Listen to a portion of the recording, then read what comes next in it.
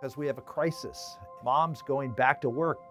literally days in some cases after the birth of a child. And so what we find, if you look at surveys, is an increasing number of single parents and parents simply are unwilling to have children. In fact, over 70% of Americans in the workplace don't have any access to a paid leave policy. Parental leave provisions are available to folks who are higher wage earners in companies and executives. But they generally are not available in any small businesses, and they certainly aren't available to a lot of low-income workers. There are lots of reasons why we need to look at providing an opportunity for mothers and fathers to bond with their children. For all the evidence that now has come out over the past decade or two is that the critical time for both the emotional and physical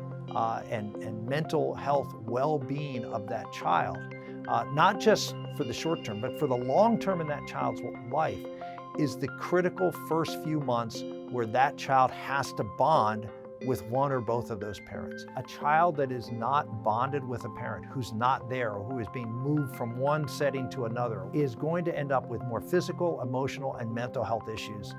later in life. The other thing we found out is there's a lot of evidence about the importance of fathers bonding with their children, not just for the benefit of the child, but for the benefit of the father in actually creating that attachment.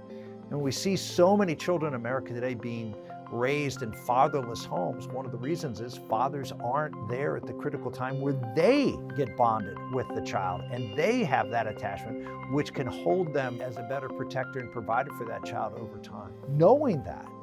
how could we as conservatives who say we care about the family and care about children and want to nurture and give children the best possibility of success, how can we not do something to help those parents who want that time to bond but aren't given the opportunity? The proposals being put forth by conservatives, people like Mike Lee and Joni Ernst and Marco Rubio in the Senate, Bill Cassidy, all of them have bills that focus on taking resources that would otherwise be given to you in Social Security later in life and being able to take the money that you would get upon your retirement, defer some of those benefits so you would be eligible later in life for your Social Security, and move those benefits forward to be able to take them at a time when your family is in need, the birth or adoption of a child. But the basic idea is not to impose a mandate on business, but to give you the flexibility of benefits you're already paying for and earning, to take them at a time which is much more important to you. And so the idea of delaying a few months of your eligibility of retirement to take care of a critical need for you and your family today is a good trade-off I think a lot of people will take.